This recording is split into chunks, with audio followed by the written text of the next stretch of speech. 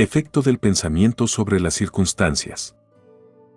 La mente de un hombre puede ser comparada con un jardín, que puede ser cultivado inteligentemente o dejado en estado salvaje, pero tanto si se cultiva como si se descuida, debe producir y producirá. Si no se ponen en él semillas útiles, caerá en él una abundancia de malas hierbas inútiles que seguirán produciendo su clase. Al igual que un jardinero cultiva su parcela, manteniéndola libre de malas hierbas y haciendo crecer las flores y los frutos que necesita, así un hombre puede cuidar el jardín de su mente, eliminando todos los pensamientos erróneos, inútiles e impuros, y cultivando hacia la perfección las flores y los frutos de los pensamientos correctos, útiles y puros. Siguiendo este proceso, el hombre descubre, tarde o temprano, que es el maestro jardinero de su alma, el director de su vida. También revela, dentro de sí mismo, las leyes del pensamiento y comprende, con una precisión cada vez mayor, cómo las fuerzas del pensamiento y los elementos de la mente operan en la formación de su carácter, circunstancias y destino. El pensamiento y el carácter son uno, y como el carácter solo puede manifestarse y descubrirse a través del entorno y las circunstancias, las condiciones externas de la vida de una persona siempre se encontrarán armoniosamente relacionadas con su estado interior. Esto no significa que las circunstancias de un hombre en un momento dado sean una indicación de todo su carácter, sino que esas circunstancias están tan íntimamente conectadas con algún elemento vital del pensamiento dentro de él que, por el momento, son indispensables para su desarrollo. Todo hombre está donde está por la ley de su ser. Los pensamientos que ha incorporado a su carácter le han llevado hasta allí, y en la disposición de su vida no hay ningún elemento de azar, sino que todo es el resultado de una ley que no puede errar. Esto es tan cierto para los que se sienten en desarmonía con su entorno como para los que están contentos con él. Como ser progresivo y evolutivo, el hombre está donde está para aprender a crecer, y a medida que aprende la lección espiritual que cualquier circunstancia contiene para él, esta pasa y da lugar a otras circunstancias. El hombre es zarandeado por las circunstancias mientras crea que es una criatura de las condiciones externas, pero cuando se da cuenta de que es un poder creativo, y que puede dominar la tierra oculta y las semillas de su ser de las que crecen las circunstancias, entonces se convierte en el legítimo dueño de sí mismo. Que las circunstancias crecen a partir del pensamiento lo sabe todo hombre que haya practicado durante algún tiempo el autocontrol y la autodepuración, pues habrá notado que la alteración de sus circunstancias ha estado en proporción exacta con su condición mental alterada. Tan cierto es esto que cuando un hombre se aplica seriamente a remediar los defectos de su carácter y hace rápidos y marcados progresos, pasa rápidamente por una sucesión de vicisitudes. El alma atrae lo que secretamente alberga, lo que ama, y también lo que teme, alcanza la altura de sus aspiraciones acariciadas, cae al nivel de sus deseos no castigados, y las circunstancias son el medio por el cual el alma recibe lo suyo. Cada pensamiento sembrado o que se deja caer en la mente y que echa raíces allí, produce lo suyo, floreciendo tarde o temprano en acto y dando su propio fruto de oportunidad y circunstancia. Los buenos pensamientos dan buenos frutos, los malos frutos. El mundo exterior de las circunstancias se amolda al mundo interior del pensamiento y tanto las condiciones externas agradables como las desagradables son factores que contribuyen al bien final del individuo. Como segador de su propia cosecha, el hombre aprende tanto del sufrimiento como de la dicha. Siguiendo los deseos, las aspiraciones y los pensamientos más íntimos por los que se deja dominar, persiguiendo la voluntad de las imaginaciones impuras o caminando firmemente por la carretera del esfuerzo fuerte y elevado, el hombre llega finalmente a su fruición y realización en las condiciones externas de su vida. Las leyes de crecimiento y ajuste se cumplen en todas partes. Un hombre no llega al asilo o a la cárcel por la tiranía del destino o de las circunstancias, sino por el camino de los pensamientos rastreros y de los bajos deseos. Tampoco un hombre de mente pura cae repentinamente en el crimen por la tensión de una mera fuerza externa. El pensamiento criminal había sido fomentado secretamente durante mucho tiempo en el corazón, y la hora de la oportunidad reveló su poder reunido. La circunstancia no hace al hombre, lo revela a sí mismo.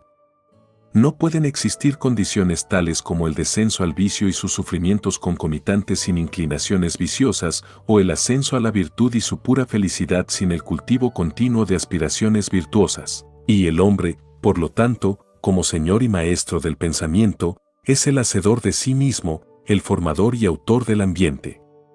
Incluso al nacer, el alma llega a la suya, y a través de cada paso de su peregrinaje terrenal atrae aquellas combinaciones de condiciones que se revelan, que son los reflejos de su propia pureza e impureza, su fuerza y debilidad. Los hombres no atraen lo que quieren, sino lo que son. Sus caprichos, fantasías y ambiciones se ven frustrados a cada paso, pero sus pensamientos y deseos más íntimos se alimentan de su propio alimento, ya sea sucio o limpio. La divinidad que da forma a nuestros fines está en nosotros mismos, es nuestro propio ser. El hombre solo está maniatado por sí mismo, el pensamiento y la acción son los carceleros del destino, aprisionan, siendo viles, también son los ángeles de la libertad, liberan, siendo nobles. El hombre no obtiene lo que desea y reza, sino lo que gana justamente. Sus deseos y oraciones solo se ven gratificados y respondidos cuando armonizan con sus pensamientos y acciones. A la luz de esta verdad, ¿qué significa entonces luchar contra las circunstancias? Significa que un hombre se revuelve continuamente contra un efecto exterior, mientras todo el tiempo está alimentando y preservando su causa en su corazón. Esa causa puede tomar la forma de un vicio consciente o de una debilidad inconsciente, pero sea lo que sea, retrasa obstinadamente los esfuerzos de su poseedor y por ello pide a gritos que se le ponga remedio. Los hombres están ansiosos por mejorar sus circunstancias, pero no están dispuestos a mejorarse a sí mismos, por lo tanto, permanecen atados. El hombre que no rehúsa la autocrucifixión nunca puede dejar de lograr el objeto en el que su corazón está puesto. Esto es tan cierto para las cosas terrenales como para las celestiales. Incluso el hombre cuyo único objetivo es adquirir riquezas debe estar preparado para hacer grandes sacrificios personales antes de poder cumplir su objetivo, y cuanto más el que quiere realizar una vida fuerte y bien dispuesta. He aquí un hombre que es miserablemente pobre. Está extremadamente ansioso por mejorar su entorno y las comodidades de su hogar, pero todo el tiempo elude su trabajo, y considera que está justificado tratar de engañar a su empleador con el argumento de la insuficiencia de su salario. Un hombre así no entiende los rudimentos más simples de los principios que son la base de la verdadera prosperidad, y no solo es totalmente incapaz de salir de su miseria, sino que en realidad está atrayendo a sí mismo una miseria aún más profunda por mor de sus pensamientos indolentes, engañosos y poco viriles. He aquí un hombre rico que es víctima de una dolorosa y persistente enfermedad como resultado de la gula. Está dispuesto a dar grandes sumas de dinero para librarse de ella, pero no sacrificará sus deseos glotones. Quiere gratificar su gusto por las viandas ricas y antinaturales y tener también su salud. Tal hombre es totalmente incapaz de tener salud, porque todavía no ha aprendido los primeros principios de una vida sana. He aquí un empleador de mano de obra que adopta medidas torcidas para evitar el pago del salario reglamentario y, con la esperanza de obtener mayores beneficios, reduce los salarios de sus trabajadores. Un hombre así no es apto para la prosperidad, y cuando se encuentra en bancarrota, tanto en lo que respecta a la reputación como a la riqueza, culpa a las circunstancias, sin saber que él es el único autor de su condición. He introducido estos tres casos simplemente como ilustración de la verdad de que el hombre es el causante, aunque casi siempre inconscientemente, de sus circunstancias y que, mientras se propone un buen fin, está continuamente frustrando su realización al fomentar pensamientos y deseos que no pueden armonizar con ese fin. Tales casos podrían multiplicarse y variarse casi indefinidamente, pero esto no es necesario, ya que el lector puede, si se lo propone, rastrear la acción de las leyes del pensamiento en su propia mente y en su vida, y hasta que esto no se haga, los meros hechos externos no pueden servir como base de razonamiento. Las circunstancias, sin embargo, son tan complicadas, el pensamiento está tan profundamente arraigado y las condiciones de felicidad varían tan enormemente con los individuos, que la condición anímica completa de un hombre, Aunque pueda ser conocida por él mismo, no puede ser juzgada por otro a partir del aspecto externo de su vida solamente.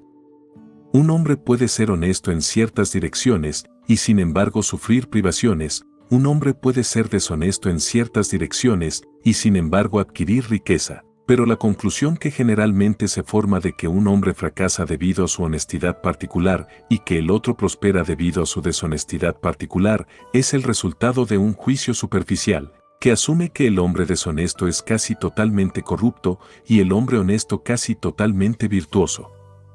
A la luz de un conocimiento más profundo y de una experiencia más amplia, se descubre que tal juicio es erróneo.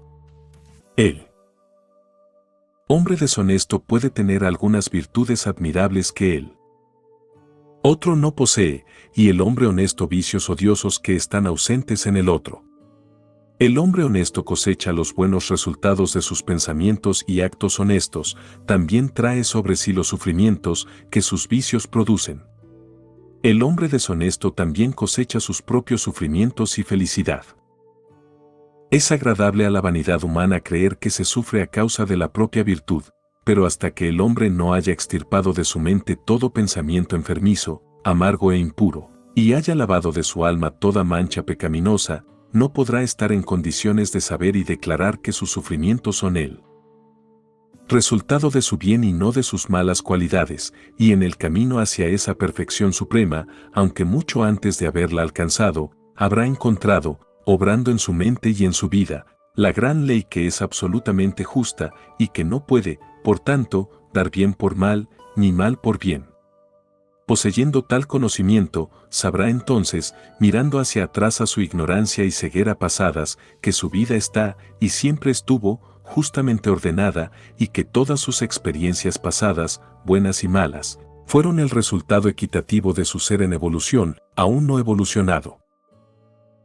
Los buenos pensamientos y acciones nunca pueden producir resultados malos, los malos pensamientos y acciones nunca pueden producir resultados buenos. Esto no es más que decir que nada puede salir del maíz sino el maíz, nada de las ortigas sino las ortigas. Los hombres comprenden esta ley en el mundo natural y trabajan con ella, pero pocos la comprenden en el mundo mental y moral, aunque su operación allí es igual de simple y sin desviaciones, y, por lo tanto, no cooperan con ella. El sufrimiento es siempre el efecto de un pensamiento equivocado en alguna dirección. Es una indicación de que el individuo no está en armonía consigo mismo, con la ley de su ser. La única y suprema utilidad del sufrimiento es purificar, quemar todo lo que es inútil e impuro. El sufrimiento cesa para quien es puro.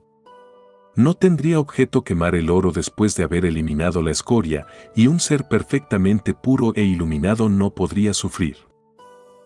Las circunstancias que un hombre encuentra con sufrimiento son el resultado de su propia inarmonía mental. Las circunstancias que un hombre encuentra con la bendición son el resultado de su propia armonía mental. La bendición, no las posesiones materiales, es la medida del pensamiento correcto. La desdicha, no la falta de posesiones materiales, es la medida del pensamiento equivocado. Un hombre puede ser maldito y rico, puede ser bendito y pobre. La bienaventuranza y la riqueza solo van unidas cuando las riquezas se usan correcta y sabiamente, y el pobre solo desciende a la miseria cuando considera su suerte como una carga injustamente impuesta. La indigencia y la indulgencia son los dos extremos de la miseria. Ambos son igualmente antinaturales y el resultado de un desorden mental. Un hombre no está bien condicionado hasta que es un ser feliz, sano y próspero, y la felicidad, la salud y la prosperidad son el resultado de un ajuste armonioso de lo interno con lo externo, del hombre con su entorno. Un hombre solo empieza a ser hombre cuando deja de quejarse y de vituperar y comienza a buscar la justicia oculta que regula su vida. Y a medida que adapta su mente a ese factor regulador, deja de acusar a los demás como la causa de su condición y se construye a sí mismo en pensamientos fuertes y nobles, deja de patalear contra las circunstancias, sino que comienza a utilizarlas como ayudas para su progreso más rápido y como un medio para descubrir los poderes y posibilidades ocultos dentro de sí mismo. La ley, y no la confusión, es el principio dominante en el universo, la justicia, y no la injusticia, es el alma y la sustancia de la vida, y la rectitud, y no la corrupción, es la fuerza que moldea y mueve el gobierno espiritual del mundo. Siendo esto así, el hombre no tiene más que enderezarse a sí mismo para descubrir que el universo es correcto, y durante el proceso de enderezarse a sí mismo, encontrará que a medida que altere sus pensamientos hacia las cosas y otras personas, las cosas y otras personas se alterarán hacia él. La prueba de esta verdad está en cada persona y por lo tanto admite una fácil investigación por medio de una introspección y un autoanálisis sistemáticos. Que un hombre altere radicalmente sus pensamientos y se asombrará de la rápida transformación que se producirá en las condiciones materiales de su vida. Los hombres imaginan que el pensamiento puede mantenerse en secreto, pero no puede. Rápidamente se cristaliza en el hábito y el hábito se solidifica en las circunstancias. Los pensamientos bestiales se cristalizan en hábitos de embriaguez y sensualidad, que se solidifican en circunstancias de indigencia y enfermedad. Los pensamientos impuros de todo tipo se cristalizan en hábitos enervantes y confusos, que se solidifican en circunstancias distractoras y adversas. Los pensamientos de miedo, duda e indecisión se cristalizan en hábitos débiles, poco varoniles e irresolutos, que se solidifican en circunstancias de fracaso, indigencia y dependencia servil. Los pensamientos perezosos cristalizan en hábitos de suciedad y deshonestidad, que se solidifican en circunstancias de suciedad y mendicidad. Los pensamientos odiosos y condenatorios cristalizan en hábitos de acusación y violencia, que se solidifican en circunstancias de injuria y persecución. Los pensamientos egoístas de todo tipo cristalizan en hábitos de búsqueda de sí mismos, que se solidifican en circunstancias más o menos penosas. Por otro lado, los pensamientos bellos de todo tipo cristalizan en hábitos de gracia y bondad, que se solidifican en circunstancias geniales y soleadas. Los pensamientos puros cristalizan en hábitos de templanza y autocontrol, que se solidifican en circunstancias de reposo y paz. Los pensamientos de valor, autoconfianza y decisión cristalizan en hábitos varoniles, que se solidifican en circunstancias de éxito, abundancia y libertad. Los pensamientos enérgicos cristalizan en hábitos de limpieza e industria, que se solidifican en circunstancias de placer. Los pensamientos amables y de perdón cristalizan en hábitos de gentileza, que se solidifican en circunstancias de protección y conservación. Los pensamientos amorosos y desinteresados cristalizan en hábitos de olvido de sí mismo por los demás, que se solidifican en circunstancias de prosperidad segura y duradera y de verdadera riqueza.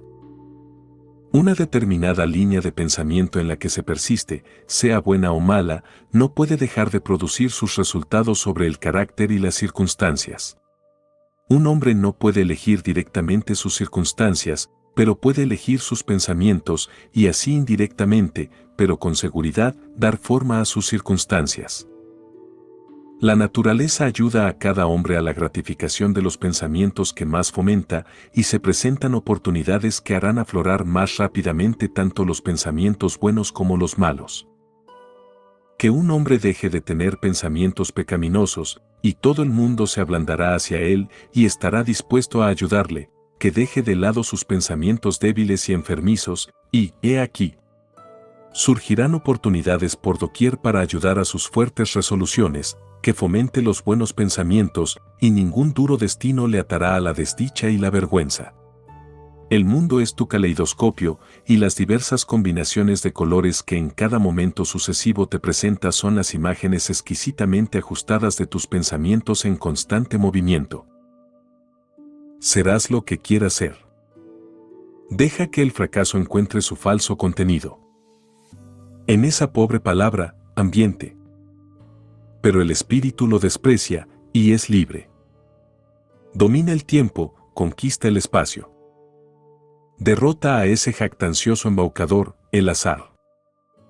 Y pide al tirano circunstancia que se quite la corona y ocupe el lugar de un siervo.